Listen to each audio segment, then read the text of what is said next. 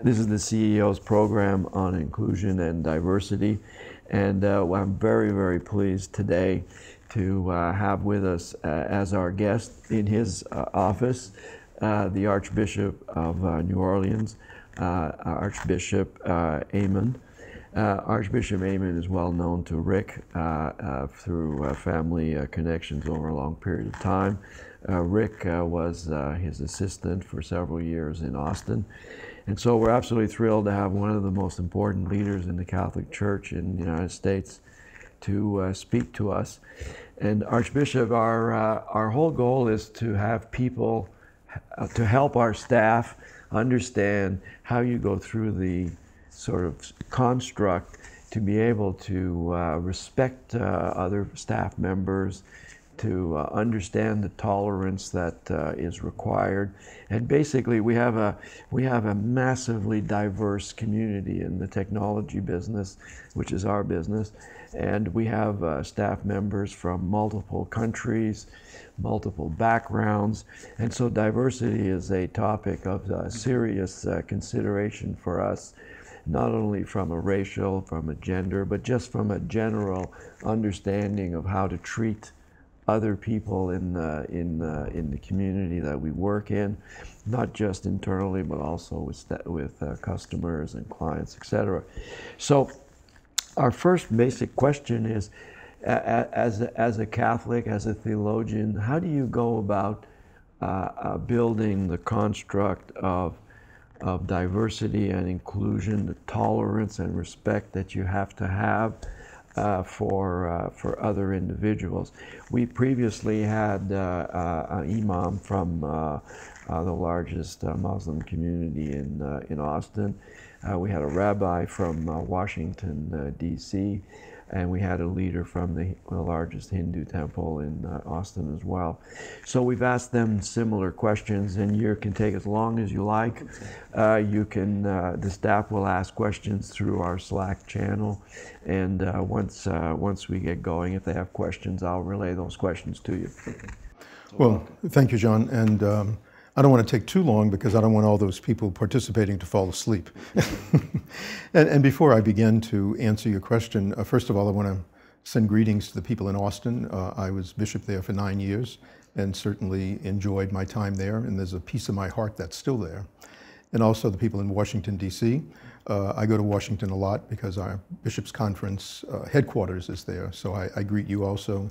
In Toronto, I've been there a couple of times, and it's a beautiful land, so I greet all of you and thank you for the opportunity to participate in this conversation, or to hear the conversation, first of all, between Jean and myself. Diversity and inclusion, I want to say congratulations to you, Jean, and to the people in the office. You are intentionally asking people to have inclusion, and diversity is a gift.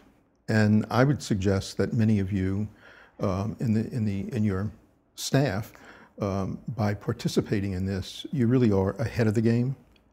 You're saying basically that this is something you want, that this is something that's needed, that you expect.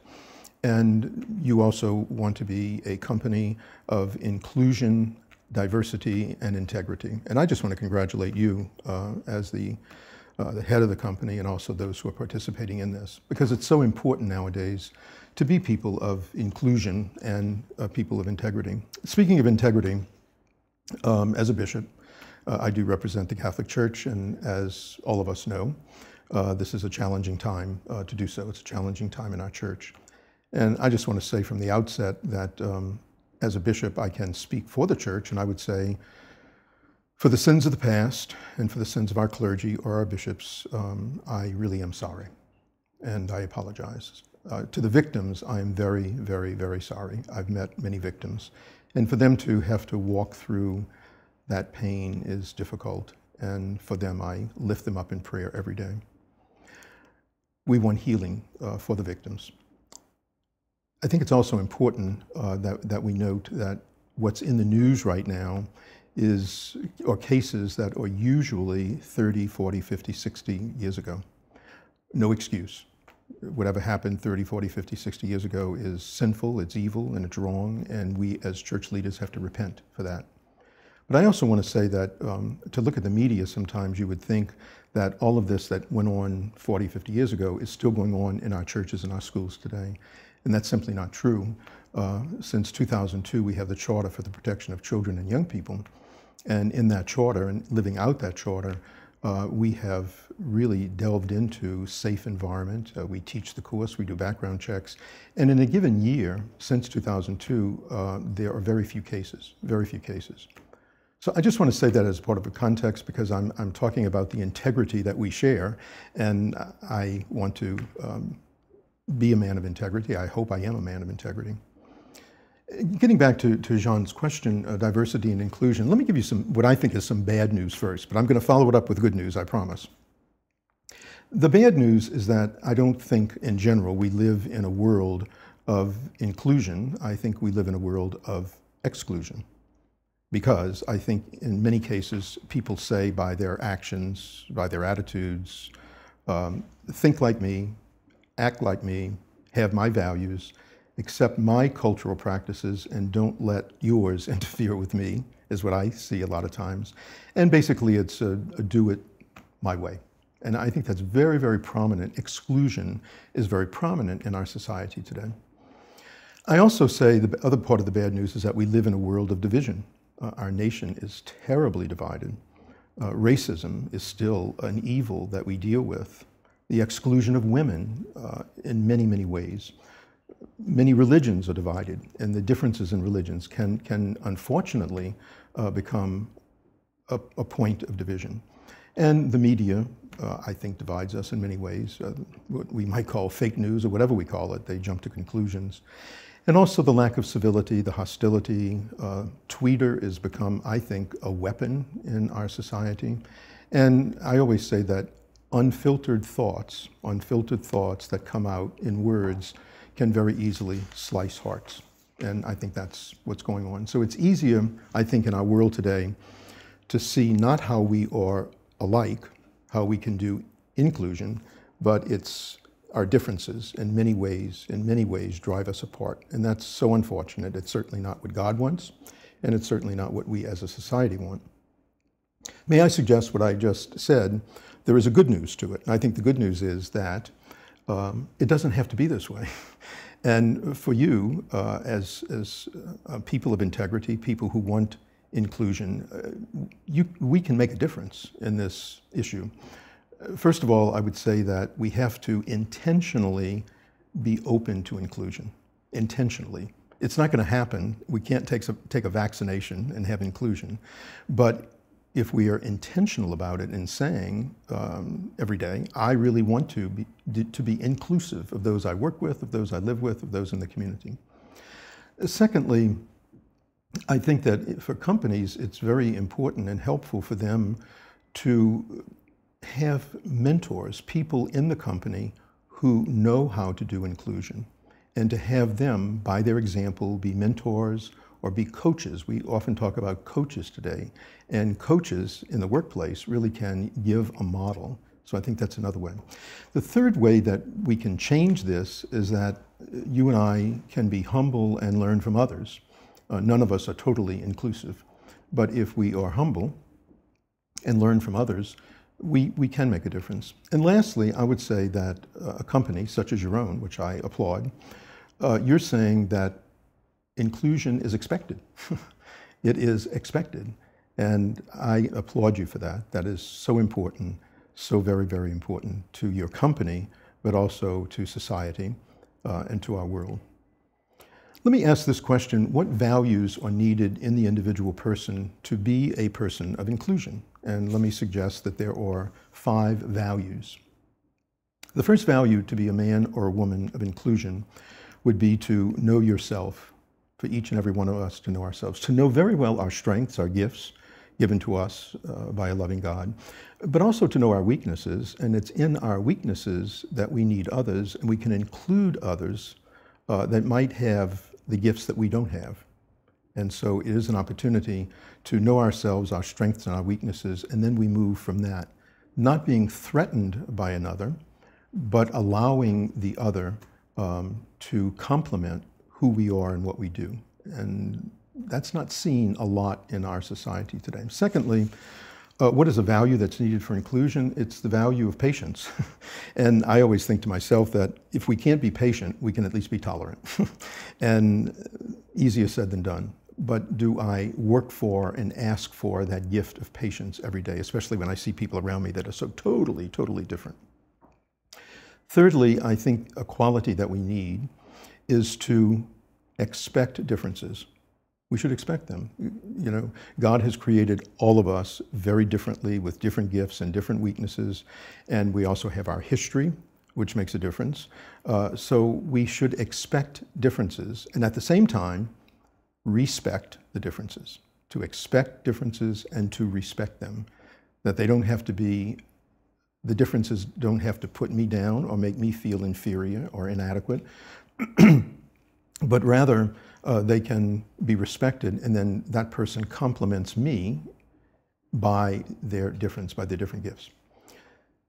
Fourthly, I would say that you and I, if we are going to be people of inclusion, should know our personal values. What are the values that you stand for? What are the values that I stand for? And the values that I can list and that you can list, then we ask the question, do I really live them? Am I a person of integrity? Am I a person of honesty? Am I a person who tries to reconcile? And the list goes on. But just to list on a piece of paper maybe, or at least into your mind, what are the beliefs that you have, your personal values? And we have to make sure, and we all do this because none of us are perfect, that we don't just talk the talk, but we walk the walk in doing so. Fifthly and lastly, how can we be people of inclusion? To ask, what are my religious beliefs? What are they? Most people believe in a higher power. Some do not, but most do. And even if a person doesn't believe in a higher power, they can believe in the goodness of the world, in the goodness of others. But what are my religious beliefs? What do I truly believe in? And in terms of religion, what I believe in, does that affect my actions? And does that affect my words? Now, we know it's not going to happen in every circumstance, but are we conscious of when we don't live out our religious values or our personal values and seeing the contradiction that exists in all of our lives? For those of us who are Christian, Jesus is very clear, and this is also in the Old Testament, in the Jewish scriptures, do unto others as you would have them do unto you. And I must say that there are times in my daily life that I stop before I say or do something, and I think specifically about those words. Do unto others as you would have them do unto you, or say unto others as you would have them say unto you. Also, in terms of the scriptures, constantly in the Old Testament and the New Testament, God in the Old Testament is saying, love one another, love one another. In our Christian scriptures, Jesus says, you know, you must be a person of love, you must be humble. He says that he has come to serve and not to be served, and that we too are to go out of ourselves and make sure that we are people who are coming to serve others, to care for others, and not just to be served. I noticed in some of the materials that I was reading from the company that you bring up the concept of a moral compass, and I think that's a wonderful thing. And so it helped me to ask this question, and I share it with you. How is our moral compass formed? How does it happen? We all have one. It's important that we be attentive to the fact that we do have one, and that because it's out of that moral compass that we make decisions, it's out of that moral compass that we treat people, and the attitude with which we treat them. So how does a moral compass get formed? We can be taught morality. We can, and we are, and particularly for those of you as parents, you know how important that is to form and to teach your children so that they have a moral compass. They know the difference between right and wrong. They also know the difference that when something's in the gray, and we don't know if it's right and we don't know if it's wrong, it's in the gray, how do you make a decision based on that? Secondly, I think a moral compass is formed, not only can it be taught, but I think it's caught. When we watch people, what they say and do and what they live by, we catch what a moral compass can look like, and especially for kids. Their moral compass is formed, parents, school, neighborhood. It's what they're taught, but it's also what they see around them and how that's lived out, and I call that caught. Thirdly, a moral compass is formed by religious values. Whatever religion we belong to, or if we don't belong to a religion, that we would at least look for the good in others and look for the good in the world. So our religious values help to form a moral compass. And sometimes in any particular religion that we belong to, we may not agree with all the values of that religion, but at least to think about those values and then to make a decision how that will become part of my moral compass. I also think that a moral compass is formed by our experience. When we do something that is of good moral value, we feel good, and we're going to want to feel good again. And so when we do things through experience of success, that moral compass can be formed. The same is true, the moral compass can be formed by failure. You and I fail. We all fail. Anybody who's a human being and breathes and has a heartbeat, we all fail. And in order to see that in our failure, at least in my failure, I learn a lot. And I learn where my moral compass doesn't connect the way it should be. And also, we have to realize that our moral compass today is also formed by social media. And, that's, I believe in social media. I think that there are many, many blessings of social media. But in a sense, it invites us not to get into relationships, not to get into intimate relationships. And so for all of its goodness, it can drive us apart. It can be an issue that would not bring us to inclusion.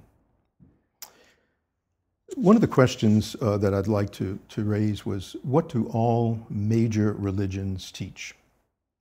It's kind of a broad question, and I'm going to answer it broad, and I probably can't be specific enough. But what do all major religions teach, whether they're Christian, Jewish, Muslim, whatever? I have a great respect for all religions, and that's one of the things that we do in the Catholic Church. We have several important documents that call us to respect other religions and other Christian traditions. So what do we all have in common? We believe in a God that is a higher power than I am, a higher power than any of us. We believe in respecting one another, that's just part of who we are. All religions teach that. All religions hold up justice. All religions hold up peace as an ideal. Peace in one's heart, peace in one's family, peace in the workplace, peace in the community, peace in nations. All religions hold up the issue of honesty, that says whether we really believe in ourselves and believe in a God and believe in others. And all religions also invite us to know who God is and to express love for that God, to go into relationship with that God. I'd like to end with how do people view their job? Even for me, I call it ministry. But how do we view our job? How do you view what you are doing in the workplace? We all know people who go to work and they say, well, it puts food on the table or it pays the bills. And whenever I hear that, and I hear it a lot, and I assume you may also, whenever I hear that, I become a bit sad, because a job is in some way a vocation. It's a call. It's God calling us to use our gifts. So instead of just looking at it as putting food on the table or paying the bills, I would say that our work helps us to know our gifts, to use our gifts, and to develop those gifts. And that's what the workplace invites us to do, to use the very best of our gifts, to develop them, to know them, and to know the gifts of others, how they can complement, how they can support me in the ways that I don't have those gifts. We also need to know our weakness, how we need others, and that they have gifts too, though they're different. So I think going into the workplace, it's like, what are my personal gifts? How can they be used for your company and what you're doing each and every day? How are those gifts making a difference? But secondly, also by using our gifts, to be aware of the fact that we contribute to the company and we contribute to society. And I truly believe that. You can make a difference in the company. You can make a difference in society by knowing your gifts, using those gifts, and developing them and offering them generously. Thirdly, I would say that it's important that we take pride in our work. And I don't always see that in our society today, but we really do take pride in what we do. It is an expression, when you and I work, it's an expression of who we are. It's an expression of who we believe in, other people and God. It's an expression of our values. And so to take pride in our work. And fourth and lastly, how do we view our job? It's real easy, I think, for any of us to sort of get into this small world of this is what I do within the company, and that's natural.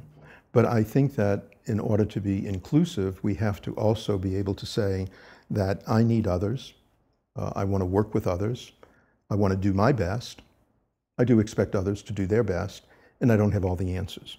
And so it does call us to a level of collaboration that is so important.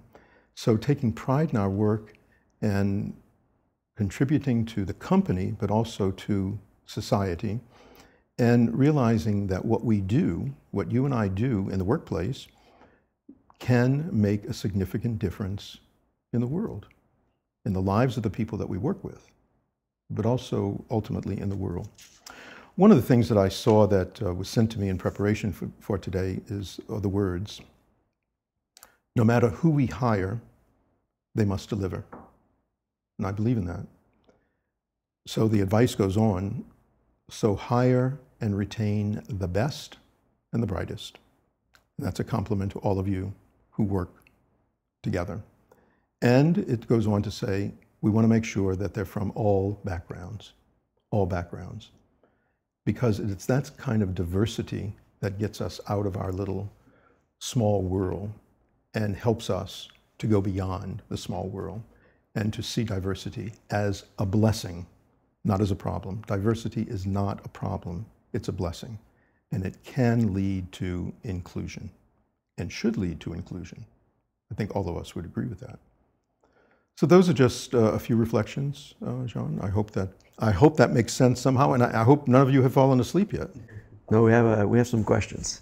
So the first question is a question I had, which is the technology business is a business of big ideas, and out of size personalities. People have an impact. You can think of Steve Jobs, you can think of Bill Gates, etc. And you were appointed by John Paul II, who was probably one of the most important people in the last 100 years in the world. And could you give your impressions of him, because that would be very interesting to because he's a large person. He was a large personality, an important person outside of our technology business, but had at least as much impact, if not more. And so your impressions of him, I would very much like to hear. Sure, I'd be happy to. I've had the privilege to meet him several times. And I believe, not just from those meetings, but from who he was and what he did, he was a man who knew himself. He knew his gifts and he knew his weaknesses. He was a man who was truly in love with God. He believed in a God of love and a God of mercy. And I remember being in his chapel several times as he was praying, and we were getting ready for Mass. He was just praying privately.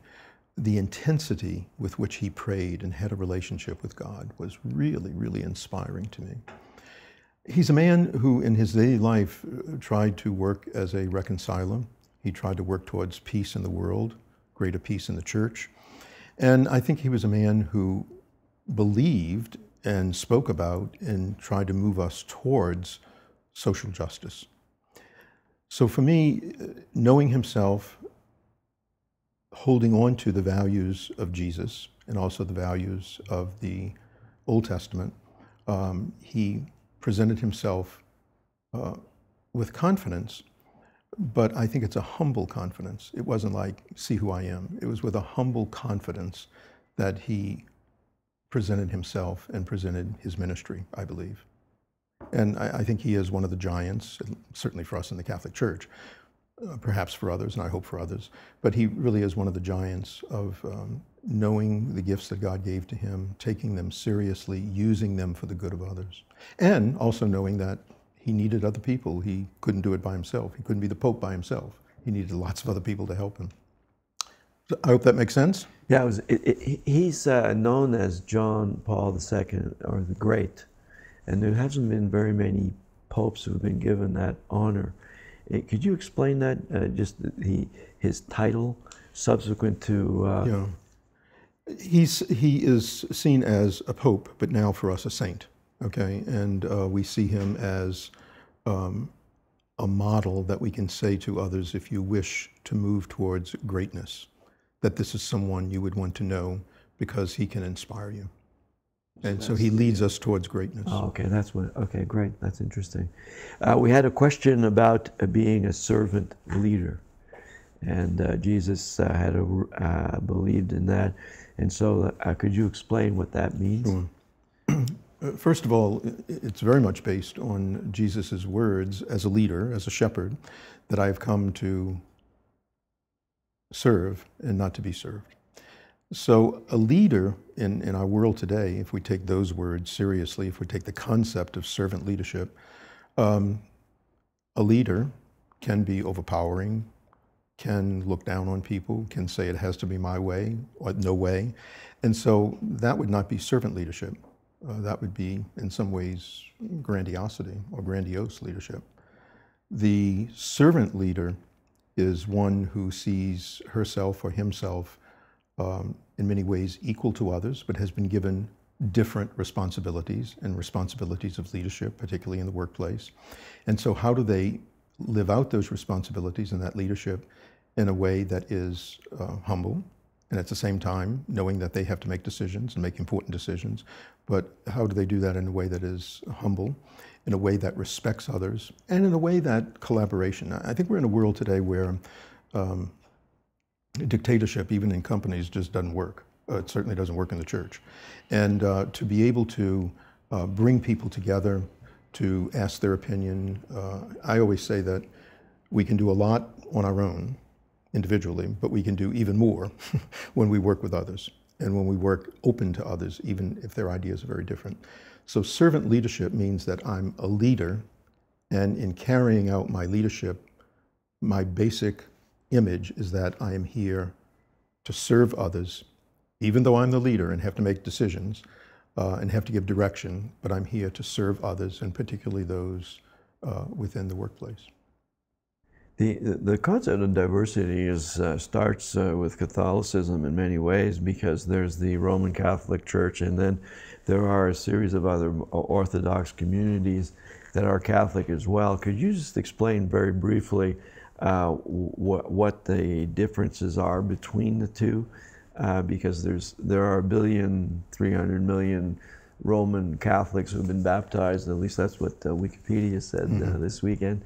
And then there are another series of Catholic communities, not Protestant, but Catholic. And could you sort of outline what that looks like a little bit? Yeah, the Catholic communities, some of them we would recognize, for example, the Byzantine Rite is still very much a part of our church. It's part of the Eastern Church. And so we're very much united with them, and we consider them as part of the family. The Orthodox communities, and there are many, many of them throughout the world, it's kind of unfortunate, I think, because, and I can't go into detail on this, but it's a theological concept about the divinity of Jesus and how that divinity is realized that kind of separates us. And I used to be on a committee that was in dialogue with Orthodox churches. And I must say, as I went through those discussions, it pained me to experience the division that was there, which is not true with the Byzantine Rite, it's not true with the Maronite Rite, etc. But with the Orthodox, it's basically one concept of theology, and it has to do with the divinity of Jesus that we disagree on. And you know, my prayer is that we really need to discuss that and to get it out there and to try to come to some resolution. Okay. The other question, from a sort of practical point of view, is Jesus was raised in a Jewish community, and yet the Jewish people and Catholic sort of separated. And what was the reason for it not staying as one group and going in two different directions? It's a complex question, and I'll try to give a somewhat simple answer. Yeah, Jesus was a Jew. He was raised as a Jew. He had Jewish mom and dad, and he went to the temple with the Jewish community, went to the synagogue. And so, and I always say that if it weren't for the Jewish community, we wouldn't know Jesus. And he really was very much Jewish and lived the Jewish law and rule. There were times that he questioned it, and sometimes he went beyond it with compassion. He didn't live out always the letter of the law. So what happened, in a somewhat simple form, is that the Jewish people of today, my understanding is that they still see Jesus as a great prophet, but not as the Son of God, not as the Messiah of the world. And so that divides us. However, in many communities, and I know this is true here in New Orleans, and I know it's also true in Austin, there is a great sense of unity between the Jewish community and the Catholic Church. And that's something that we always promote, that we share the same history. You know, we share most of the same books that we would consider our Bible, so did the Jewish community. So I have a great deal of respect and appreciation for the Jewish tradition, and it's, you know, very much has affected and formed Christianity, and it certainly has affected and formed the Catholic Church. One question from someone was just writing, so I'll have to read it out. It'll take a minute. He said, at the first Catholic wedding I attended, we all said, "Peace be with you," at the end of the Mass, and he said, this is the literal translation of Salam Alaikum, I hope I said that right, which is said by Muslims or the same meaning as Om Shanti Om, which by Hindus. Do you think religious leaders are doing enough today to cite such similarities of people of faith to unite them rather than divide them? And if not, why not? Yeah, I think that I believe that we're doing far more today, and I'm not just talking about the Catholic Church, I'm talking about Christianity in general and many other religions. I think we're doing far more now than we have in the past. Is that enough? No. We have here several times a year, for various reasons, we come together as faith community, many other Christian traditions, but all the major religions of the world. Many of them are here in New Orleans, and we come together with some regularity around some cause, you know, or some anniversary. But we pray together, we exchange the sign of peace, we hear the Jewish scriptures, we hear the Muslim readings. So we're doing more than we did in the past. There's always room for much more. And I think of that every time I go to one of those gatherings.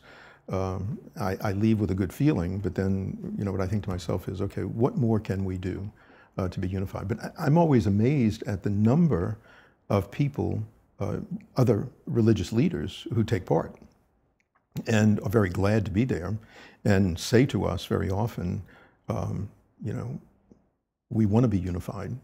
And that's where, are there differences in religions? Are there differences in Christian traditions? Yeah, but the question is not what makes us different, what brings us together. And that's the real important question. There are many things there are many ways in which we are different. How are we the same? And so I would hope that and I think that's a great example of saying that at a wedding. I mean, I think that that's a perfect example of inclusion and respect for others, even though they're very different. The technology business is very, very much focused on education because especially in the work we do with artificial intelligence, it sounds kind of silly. You have to have a lot of education in order to do it artificially, which is kind of interesting. So that's interesting. Yeah. True. So what kind of education does a priest have to go through in order to become a priest? And who decides what that is in just general terms? First of all, if a person feels a call to the priesthood and they go into a college seminary, it would be 4 years of a college seminary with a degree in philosophy, and then 4 years of graduate studies in theology. So you study philosophy first? First, that's right. That's the first undertaking, and that's done usually in a specialized institution of higher learning? Or? Correct. So if a person comes younger in age, they can go to a college seminary, 4 years of an undergraduate degree, but they would major in philosophy. Liberal arts, but majoring in philosophy. And then they go on for 4 years of theology. Now, more and more people are coming today who are, and we're very blessed here in our archdiocese. I mean, we have over 40 seminarians, and we serve many, many other dioceses. So, our seminary is full. I mean, we're really very, very blessed. How many parishes do you have in this diocese? 110. And so 40 are being trained to be priests for those 110 Correct. Churches, in effect. That's right. Now, more and more people are coming to us later in life, either as a second career or just, after being out of college for several years. In that case, it would be a 6-year program because they're coming to us with a degree. So they would have to spend 2 years in what we call pre-theology or philosophy. They would spend 2 years in that, and then 4 years in the graduate school of theology. So it basically takes anywhere from 6 to 8 years. And throughout those years, we evaluate the students. We evaluate their personal growth, their human growth. We evaluate, to the best you can, spirituality, academics, their pastoral ability. And based on those evaluations, it is our responsibility, and a burdensome responsibility, to say whether or not they can stay in the seminary.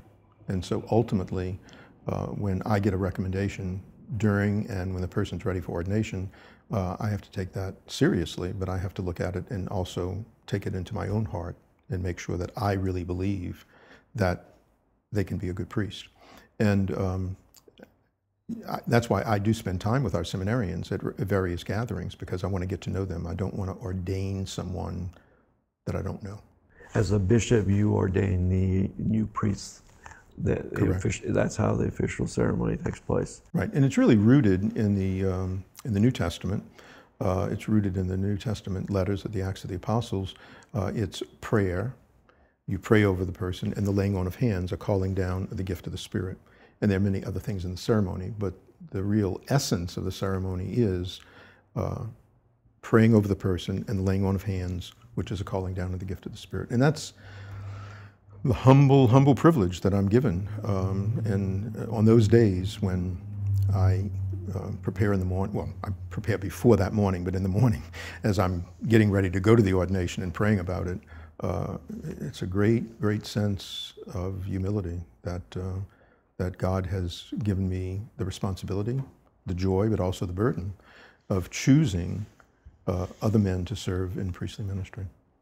Can you explain the concept of the Pallium, if I think I said it correctly, and the vestment that the Pallium? Oh, the Pallium for the Archbishop. And my apologies for my pronunciation. Oh, that's okay.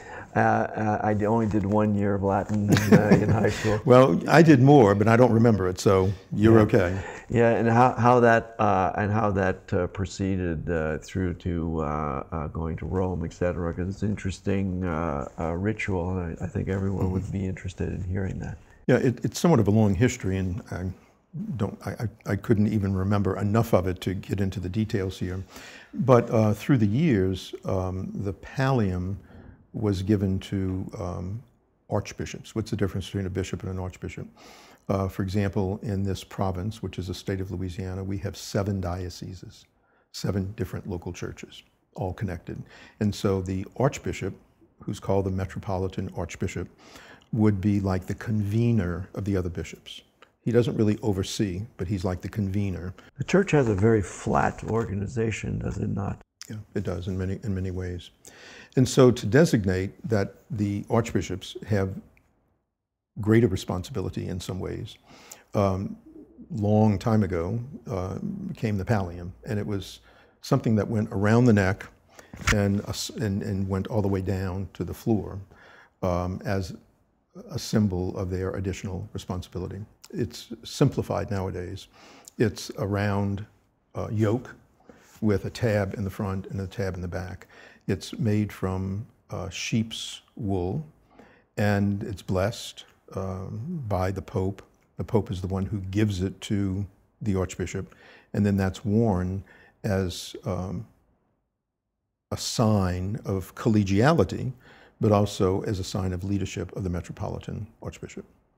And how did you get this? You had to go to Rome? I had to go to Rome, yes, I did, and Rick Bologna went with me, and he and his wife, we had a great time.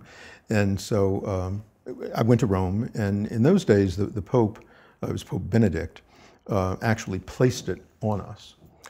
Pope Francis does it a little bit differently now. He gives it to the Archbishop, and then he asks that they go home and that it be presented to the archbishops locally, so that the people can participate in the ceremony. So it's a symbol, and like I said, it's been through many designs, but through the years, but now it's a simple yoke. And you do this at Bernini's altar in St. Peter's? Correct. Yes. Mm-hmm. And what was that like? Awesome. Humbling, awesome. Once in a lifetime experience. Were you by yourself as an archbishop, or did they have a group? No, the year that I got it, and I don't remember exactly how many, but they were probably from throughout the world, there were probably about 30 of us. You know, there were, I think, 3 or 4 others from the United States, but from around the world, it was a much larger number. Yeah, there are about 600 or 700 archbishops for 1.3 billion people. It's a very flat organization. Right. We had that many vice presidents at Motorola when I was working there, and there were only 150,000 people. That's right. So, so you have to help administer the other dioceses in Louisiana. Is that? Yeah, I would say that I'm the convener. I bring the other bishops together. I provide an opportunity for us to work together. Each bishop is, in some ways, I mean, he has to follow the teachings of the church and he has to be in union with Rome, but the way in which the governance takes place to a large extent is up to each individual bishop, so I don't interfere with that. But we meet, for example, as the Louisiana Conference of Catholic Bishops, we meet at least 4 times a year. And we go through pastoral issues. We go through issues that we want to work with the legislature. We go through issues of looking at some of the challenges in community, you know, like racism, moving out to special needs, where is there injustice, where is there poverty. And so I would be the person to convene that and then to provide some leadership in, not enforcing, but making that a reality. How has, this is off topic, but how has New Orleans recovered from Katrina, because there was such mass devastation, and so a lot of our people have never been here or been here infrequently. So that's something every time you say I'm going to New Orleans, they say, well, how's it look? Yeah, and well, first of all, to all of you who are participating in this, here's an invitation to come visit New Orleans. I would say that New Orleans has recovered. And of course, that was in 2005, so that's 13 years ago. But I would say that we not celebrated, but we remembered, because it was no celebration, but we remembered 10 years in 2015. And I would say it was mostly recovered by then. But now I would say that we're beyond recovering, and we're moving into more creative ways of doing things and becoming a multi-racial community, a community which has a lot of diversity. And that diversity can bring us unity, as we're talking about today. So I would say that the recovery has taken place, and we're moving, I think, in a good direction. Did Katrina help bring the community closer together? Because that's the topic of our podcast, diversity. And New Orleans is very diverse, and has that helped bridge some of the gaps that were there previously? It has, John. You know, when everybody's in the same boat, literally in the same boat, or wading through the same waters, It doesn't make any difference what your race or your culture or ethnicity is. It doesn't make any difference what your education is. It doesn't make any difference how much money you have or don't have. You're all in the boat together. And I think that in many ways that brought our community together. The difficulty, or I think the challenge in that is, how long does that last? And it's, you know, I think it's sad that it takes those kinds of tragedies to help us to be inclusive, you know, and not to make judgments about others. There's been a lot of changes in the education system in New Orleans, as there not with the school system in terms of how that's administered. There is, and particularly in New Orleans itself, we have public schools, we have charter schools, we have a number of Catholic schools, elementary and high schools. So it has, that's one of our challenges. And I guess in all of those dimensions, we would like to have the very best in education and the very best in the formation of our young people. But New Orleans continues to need to, the city itself and the public school system continues needing some attention and some direction. And I do think that the people who are involved in that now are very honest and earnest, but it's not an easy thing to accomplish. What are the, one question that we had was what are the sort of conservative and liberal interpretations of Catholic theology, or is there such a thing? Because we had the rabbi with us last time, and he explained all the various flavors of Judaism, and I think a lot of our staff were quite surprised at how many different types of Jewish sort of splinter groups and major groups, and they seem to be getting more and more different types of groups in their faith community than previously. So, is there a Catholic conservative and liberal view? There is, and I would say in some ways it reflects the division of the nation. In some ways, you know, who's conservative, who's liberal, who's traditional, who's progressive. You can use all kinds, who's on the right and who's on the left. All those kinds of words are divisive. They're divisive. And so, very often, instead of coming together and saying, what can we agree on, what do we share together, especially for us, it's the Mass, the Eucharist, which brings us together, it becomes sometimes this terrible infighting. And so what's the difference between the liberal and the conservative? That would be a topic for another day. But basically, for those who would be more traditional, they would say, you know, we want to go back before the 1960s and have the church as it was then. And we don't want a great deal of change, and we want to interpret things. This is the Latin Mass. Yeah, the Latin Mass, right. And we want to interpret things more strictly. The progressives would say, well, we have to keep up with the times. We have to read the signs of the times and interpret them in light of the gospel. We don't change doctrine. We don't change our teaching. We don't change the scriptures, but we change the way in which we live out our faith, you know, the practical ways in which we live it out. So, and they would be forward thinking. The other group is sort of thinking in the past. This group's thinking present and the future. So it's a constant, excuse me, it's a constant challenge, but you bring it up in this context, I mean, that's exclusion, and we certainly do suffer from some of that. Are you allowed to have the Latin Mass today, or is that, yes. Because for a period of time it wasn't allowed, or it was? Yeah, and it's not that it wasn't allowed, you could do it, but it was not very, it wasn't used a lot, let me say.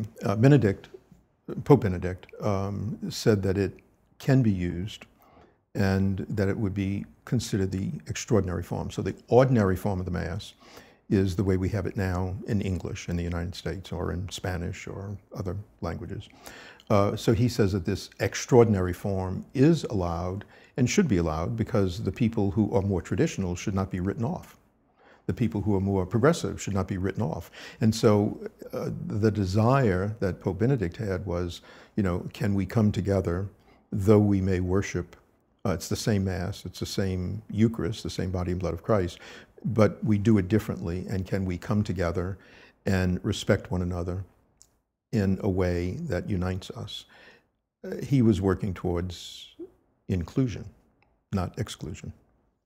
Well, the one topic which is very sensitive, and so I'm not sure how to address it, but one of the things that marks our technology workforce is there's a large percentage of it is very pro-choice in terms of life issues, and I know John Paul II was very adamant about life and all of the things that he did. So could you explain the Church's view on life issues, not just pro-choice, but also euthanasia and sort of the spectrum from the start to the end? Yeah, simply stated, I would say that we believe in a respect for human life from the moment of conception to natural death. And because we believe that even in the womb, God breathed not only life into us, but also breathed his life into us. And so even in the womb, we are called the beloved of God, the beloved daughter, the beloved son. And that, therefore, that is human life. And that God has given life, we believe, and only God has the right to take life. So that would be a difference for those who are in the pro-choice realm. We just had a rally the other day about pro-life, and one of the points I made was those who are pro-choice, those who don't see it the way we do, we must enter into dialogue. We can't just judge and write them off, but we have to enter into dialogue. And you know, that person who has a different opinion may never convince me otherwise, and I may never convince anybody else otherwise, but there's no need for hostility, you know, and that's inclusion. There's no need for hostility. Now, we also believe in a lot of other issues like euthanasia, assisted suicide, capital punishment, death penalty. I mean, these are examples of other issues. We even say that racism is a pro-life issue. We say that poverty is a pro-life issue. The big one now is human trafficking is a pro-life issue because it's not respecting, as we believe God would want, the life of the other person. So you would think that human trafficking would be getting better as people became more educated and society has enriched itself, for lack of a better term, over the past many decades. With the Church's global view of things, and I know you go to Rome on a regular basis, is your view that it's the same, it's worse, it's better? I don't know. It's very discouraging. It's one of the worst things. Yeah, I don't know if it's worse or better. No, I would say it's no better. I'm not sure if it's worse. But more is known about it. You know, we have committees in our archdiocese who work towards the abolishment of human trafficking, and there is some of it that takes place. So they look for it. Yeah, they look for it. I mean, they will go down, you know, Bourbon Street and some other places, and they can spot where human trafficking is taking place. I mean, not each and every time, but they can actually spot that, and then offer to help the person and make sure that the person's not sold for sex, you know, and their mind is not brainwashed so that they become the victim of this other person. We say in the Church that human trafficking is modern day slavery. It's modern day slavery, and it ruins the lives of people. And they're weak and they're taken advantage of. The one that I never can grasp or even get my arms around at all is that, as we know, sometimes a parent will sell their child to a human trafficking circle in order to make money. You know, this is without judgment. I just can't imagine that. I just cannot imagine that. And it would seem to me that the moral compass of such a person somewhere didn't get all the elements that were needed. This gets back to what you were saying earlier about poverty being a pro-life issue. Right. That's interesting. Okay. Well, I think that's all of our questions. I think I've answered all of them. So thank you very much, Archbishop. It's been great to sit here and listen to you, and we hope that all of the members of our staff have as much get as much out of this as I did. We, as I said in the beginning, we're going to record it as we have, and we're going to be putting them on our website. We have the 4 religious leaders that we've done, and now we're going to get to the specific diversity and inclusion topics that everyone seems to start with. Yeah.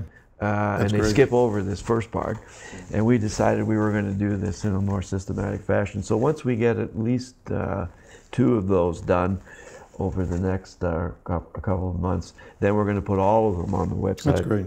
It's a great way of raising the issue, not only for your staff, but for the larger community. Well, hopefully it'll be useful for other, I know it's generated an enormous amount of discussion internally, because we all think we know about these things. Until you, then we realize how much we don't know. And then you listen to an expert, or you listen to someone whose vocation it is, and you'll learn a lot. So thank you very, very much, Archbishop. And thank you, Jean, for your leadership, and also to all of the members of the staff. I've appreciated the opportunity to share some time with you as you work for Cerebri AI. I think I got that right.